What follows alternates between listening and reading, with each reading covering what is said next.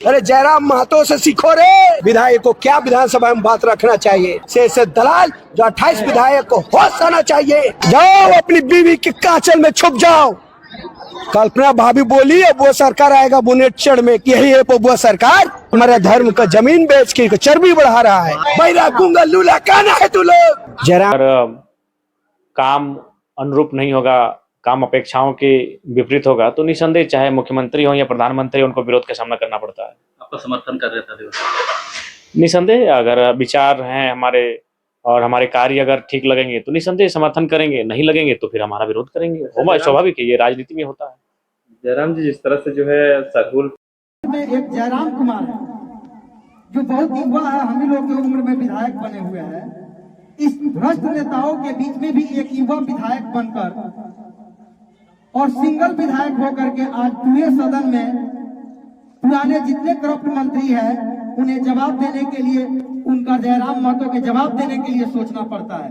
जयराम जी बिहार में जो है चुनावी माहौल जो है देखने को मिल रहा है, उसमें से जो है आपका चर्चा हुआ बना हुआ है कि जयराम महतो किस तरह से झारखंड में ये तो सौभाग्य है, एक नए विधायक के लिए गर्व का विषय है और जो हमारे समर्थक हैं उनके लिए भी गर्व का विषय है। पहले बिहार और बिहारी झारखंड में गूंजते थे, आज अगर जयराम महतो बिहार में गूंज रहा है, उनकी आइडियोलॉजी बिहार में गूंज रही है तो एक नए विधायक के लिए गौरव का विषय है। लेकिन नहीं, अचानक नहीं, अब हमें नियमित आना होगा क्योंकि असेंबली तो साल में 3 बार होता है, लेकिन उसके बाद आप समिति 24 समिति है विधानसभा में और ये मिनी असेंबली है और 2 समिति का मेंबर हम भी हैं, तो वो प्रत्येक 10 दिन में एक बार बैठक होती है प्रत्येक समिति की, तो प्रत्येक 10 दिन में एक बार विधानसभा आपको आना ही पड़ेगा।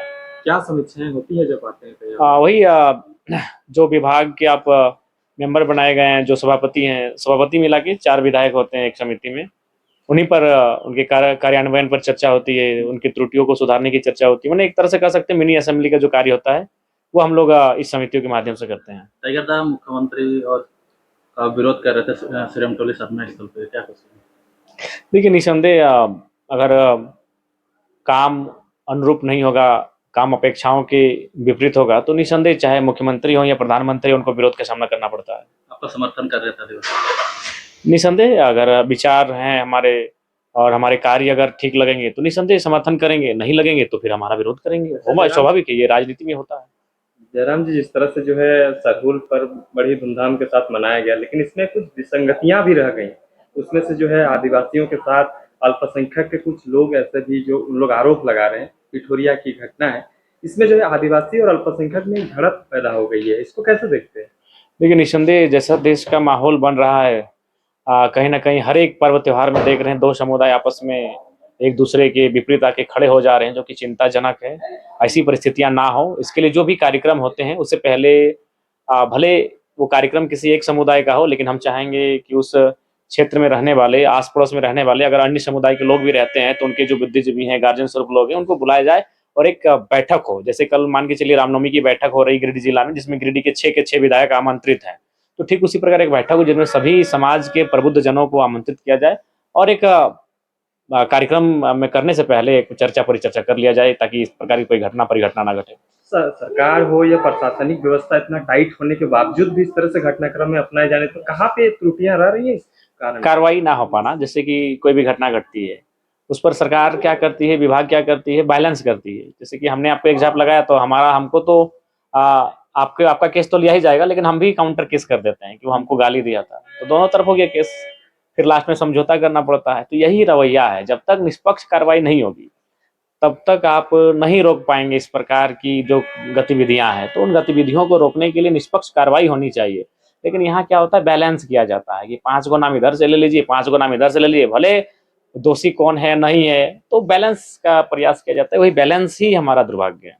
टाइगर दा एक ही मंच में आंसू के सुप्रीमो दिखाई दिए, जो पैसरन दिखाई दिए और आपके उपाध्यक्ष भी थे।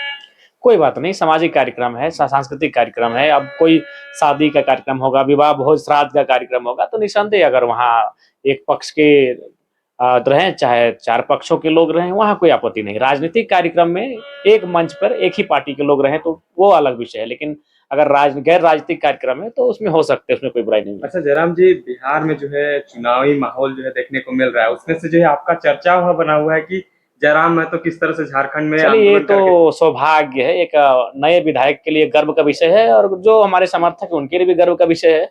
पहले बिहार और बिहारी झारखंड में गूंजते थे, आज अगर जयराम महतो बिहार में गूंज रहा है, उनकी आइडियोलॉजी बिहार में गूंज रही है, तो एक नए विधायक के लिए गौरव का विषय है। लेकिन वहाँ पे सेंट्रल का बात करते हैं, सब कोई सेंट्रल के नेताओं का जो है वहाँ पे चयन करके जो है उसका मैनिफेस्टो हो या उसके चेहरा पे जो है चुनाव लड़ा जाता है, लेकिन जयराम महतो का चेहरा को वहाँ पे रखा जा रहा है, उस पे कहा जा रहा है हमारा कि चेहरा नहीं, मतलब हमने उस जो तरह एक बातों नई पर- क्रांति, चूंकि देखिए आज के दौर में मैं जिस परिस्थिति में विधायक बना हूँ ये आसान नहीं है। एक नया नवेला लड़का आता है, कॉलेज से सीधे आके विधानसभा पहुंच जाता है, तो ये आसान नहीं यार। आने के बाद भी अकेले सिस्टम से भिड़ता है, तो ये कतई इजी नहीं है। तो लिहाजा ये खुशी की बात है और गर्व का भी बात है। अच्छा, क्या लगता है कि बिहार में आपका नाम गूंज रहा है, तो इसको लेकर क्या बिहार में आपका राजनीतिक दल वहाँ पे कुछ क्रियाकलाप पे तो अपनाएगा? देखिए, हमारा राजनीतिक दल ना सही, लेकिन अगर कोई अच्छे कैंडिडेट्स होंगे जिनको हम लोग जानेंगे, तो निसंदेह हम लोग उनका सपोर्ट करेंगे, और हम लोग बिहार के जो अगर हमारे कोई साथी ऐसा दिखे चुनाव लड़ेंगे तो देखा जाएगा उसको। अच्छा, रामनवमी आ रहा है और सरहुल में भी सबको शांति भाव से पार हो ये सोच रहे थे, लेकिन इस तरह से कुछ कुछ विसंगतियां रह गई और इस तरह से क्रियाकलाप पे अपनाई गई। लेकिन अभी रामनवमी है, ये जो सनातनियों का सबसे बड़ा महापर्व माना जाता है, इस पे कुछ इस तरह से गाइडलाइंस होना चाहिए क्या? निसंदेह आपके देखिए, नजर में? हम लोग गिरिडीह जिला भी एक संवेदनशील जिलों में से आता है, हजारीबाग उसका पड़ोसी है, तो निसंदेह अगर इतिहास की बात करें तो एक आध छिटपुट घटनाएं घटी हैं और उनकी पुनरावृत्ति दोहराई ना जाए, इसीलिए कल बैठक आहूत की गई है। और निसंदेह हम अपनी राय को वहां प्रकट करेंगे, और जब वहां मीडिया से संबोधन करेंगे तो आप निसंदेह उसको सुन सकते हैं। और छात्र ने कुछ सवाल हमें किया है कि आखिरकार जयराम महतो को भेजे थे, उन्होंने अपना बात रख दी, हमारे बातों को तो सदन में रख दिए, लेकिन अभी भी परीक्षा का कैलेंडर वगैरह हो या नोटिफिकेशन की बात करें, कुछ नहीं हो पाया है। जयराम महतो इस चीजों को कैसे देखते हैं? आपने तो अपना बात कर दिया। देखिए, एक जनता में- विधायक का कर्तव्य होता है जनता के, छात्रों के, किसानों के, युवाओं के, महिलाओं के मुद्दों को सदन पे लाके रखना। सदन पे हमने रख दिया है, उसके बाद उस पर कार्य करना सरकार की इच्छा शक्ति पर निर्भर करता है। तो सरकार की इच्छा शक्ति क्या है, वो सरकार की कार्य कुशलता पर, कार्य व्यवहार पर निर्भर करता है। उसके बाद हम लोग लगातार प्रयास करता रहेंगे। हमने प्रयास किया है, नहीं होगा फिर प्रयास करेंगे, नहीं होगा फिर प्रयास करेंगे, तो ये चलता रहेगा सिलसिला। क्या कहिएगा अंतिम रूप से छात्र को जो हताश निराश है? देखिए, हताश और निराश होने की आवश्यकता नहीं है, उन्हें संयम रखने की आवश्यकता है और अपने आप को साहसी बनाने की आवश्यकता है। धन्यवाद। चलिए।